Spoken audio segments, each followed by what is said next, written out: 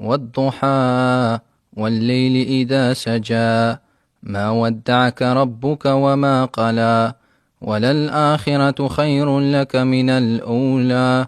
ولسوف يعطيك ربك فترضى ألم يجدك يتيما